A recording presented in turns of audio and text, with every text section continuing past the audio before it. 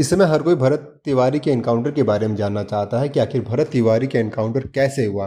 किसी का कहना है कि भरत तिवारी का एनकाउंटर नहीं उनकी हत्या है, तो किसी का कहना है कि भरत तिवारी निर्दोष है। लेकिन मुझे राष्ट्रीय लोक मोर्चा के वरिष्ठ नेता ए.के. वाजपेयी जी की बात बेहद अच्छी लगी। उन्होंने जिस तरीके से कहा कि हमें इंतजार करना होगा, पुलिस अपना जांच कर रही है और जांच के बाद ही स्पष्ट होगा कि भरत तिवारी का एनकाउंटर है या हत्या है। लेकिन वाजपेयी जी ने एक बहुत ही अच्छी बात ये कहा कि पुलिस अपने सेल्फ डिफेंस में मगर सामने से गोली चलाती है तो ये भारत का संविधान भी उसको इजाज़त देता है। आइए जानते हैं ये कि वाजपेयी जी ने क्या कुछ कहा। नमस्कार दोस्तों। भाई, बिहार में जो इनकाउंटर पुलिस द्वारा किया गया है या हुआ है, ये तो जांच के बाद ही पता चलेगा। लेकिन दिल तो झकझोर दिया ना। हम ये बात अक्सर कहते हैं कि पुलिस परिस्थितिवश तो इनकाउंटर हो जाता है, किया नहीं जाता। अभी पता नहीं क्या सच्चाई है, लेकिन जो इसमें दिख रहा है, जो वीडियो चल रही हैं सोशल मीडिया पे, उसके हिसाब से तो जो जो मृतक है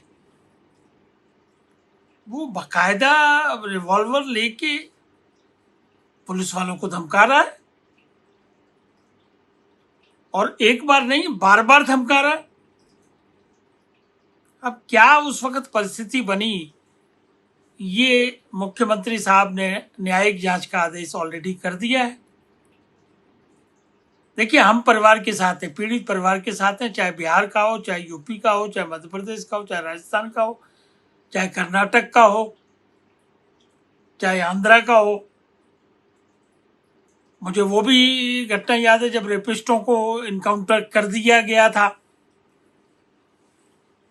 तो मेरा बार बार सिर्फ यही अनुरोध है कि इनकाउंटर किया नहीं जाता, परिस्थितियों वश हालात ऐसे बनते हैं कि पुलिस को सेल्फ डिफेंस में गोली चलानी पड़ती है। तो इस विषय पे बड़ा गंभीर चर्चा पहले भी हुई है। ये नहीं कि इनकाउंटर की अभी चल रही है, ये सदियों पहले भी इस तरह की घटनाएं हुआ करती थी। और मुझे याद है सुप्रीम कोर्ट ने बाकायदा गाइडलाइन इशू की है कि इनकाउंटर कैसे किया जाएगा, क्या उसका सिस्टम है, क्या वार्निंग दी जाएगी, कहाँ गोली मारी जाएगी। मतलब ऑलरेडी ये मामला सदियों से चला आ रहा है, और इस पर बाकायदा पुलिस को भी निर्देश है, सरकार को भी निर्देश है, सब तरह की बातें सुप्रीम कोर्ट ने की हुई हैं। और लगता ऐसा है कि अपराध कंट्रोल करने के चक्कर में निर्दोष भी लपेटे में आ जाएंगे, तो भाई रूल ऑफ द लॉ का क्या होगा। और यही तो ये सरकार कह रही है कि देश कानून से चलेगा, संविधान से चलेगा। तो मुझे नहीं लगता कि इसमें कोई गड़बड़ हुई है। लेकिन लेकिन लेकिन एक प्रोवाइजो के साथ जांच का इंतजार करना ही पड़ेगा। वो कनॉट प्लेस वाला भी याद है मुझे, राठी पुलिस इंस्पेक्टर हुआ करते थे दिल्ली पुलिस में, रॉन्ग आइडेंटिटी में बताया गया कि मार दिया गया, लेकिन जेल में सड़ते रहे थे। और भी कई उदाहरण है।